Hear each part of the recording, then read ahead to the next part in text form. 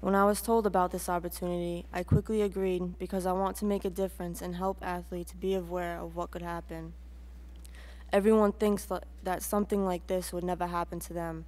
I thought the same thing, but I'm a perfect example.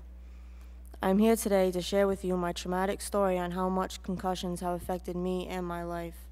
I played my first basketball game when I was just 7 years old and instantly fell in love with the sport. I was even named Rookie of the Year. That following spring, I had the opportunity to fall in love with softball as well. My life revolved around sports. In junior high school, my basketball coach loved how aggressive I was, but maybe I was too aggressive. A girl from the other team and I collided while fighting for the ball. We both fell to the ground. All I thought was, ouch, my head, and just got up and continued to play. Even though we both fell to the ground holding our heads, coaches, refs, nor parents had thought anything of it. That was the start of my series of 7 concussions over the next 4 years. The day following my collision, I stood home from school due to an unbearable headache. I then passed out and my mother called 911. At the emergency room, they in fact did diagnose me with a concussion and said I could return to play in 2 weeks or when my symptoms were gone. As with any athlete, I convinced my parents that after 2 weeks, I was symptom-free.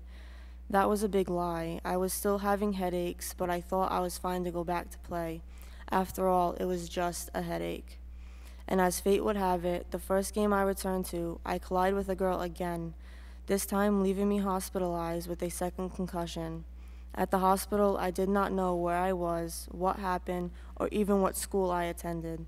I had no idea how my life would change because of this concussion. In the days, weeks, and months to come, my daily life changed. Daily headaches, dizziness, memory loss, lack of concentration, depression are just a few of the symptoms that were part of my everyday life. School would never be the same, and no more sports. I had the worst case of post-concussion syndrome that my pediatrician had ever seen. This would lead to a series of specialists that I would see over the next several years. I went to the head trauma clinic at Boston Children's Hospital several times for evaluations and recommendations. I also saw a chiropractor, went for weekly acupuncture, had a speech therapist, massage therapy, and a therapist, all to help me learn to live with what had happened. 2 weeks is definitely not enough time to let your brain rest and recover. I learned this at my first visit with Dr. Neil McGrath from the Sports Concussion New England Clinic. During the visit, I took the impact test, and my scores showed that I was nowhere near ready to go back to play. At first, I resented Dr. McGrath because he was taking away something that I loved. However, I know now the risks involved with not taking care of your brain. The impact test can show something that no X-ray, CT scan, or MRI can. During my high school years, I excelled in basketball and even more so in softball. I had college coaches looking at me in softball when I was only a sophomore. I couldn't wait for my senior year. However, it was nothing like how I had imagined it.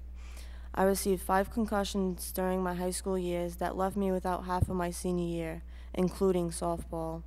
For the last 5 months of my senior year, I was home tutored. Each morning was a struggle to get up and face the day. The girl that fell in love with basketball when she was only 7 dreaded going to practice every day. I had headaches, lack of concentration, mood swings, depression, and I just did not care about anything. I lost the pride and the joy of finally being a senior and captain on my softball team. If I had played, I would have been named Female Athlete of the Year. While all my classmates were involved in senior activities, I was home depressed and in constant pain, and life had become a blur. I wasn't involved in any senior activities or the fun of just being a senior. I lost potential 4-year scholarships to play the sport I love. My dreams were crushed. I cannot even begin to explain the daily struggle my life has become and everything I have lost because of my concussions. No one can see my injury, but it's there.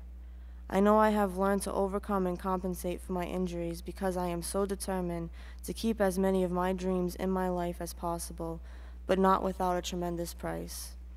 Every day I endure memory loss, lack of concentration, depression, slow processing speed, and cognitive effects that make my everyday life a battle.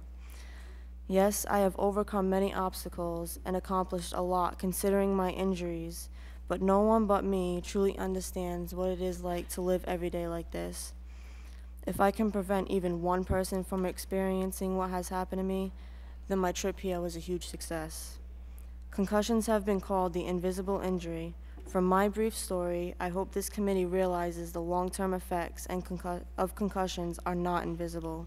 Thank you for your time today and for careful consideration on this very important public health issue. It can and will impact a lot of athletes.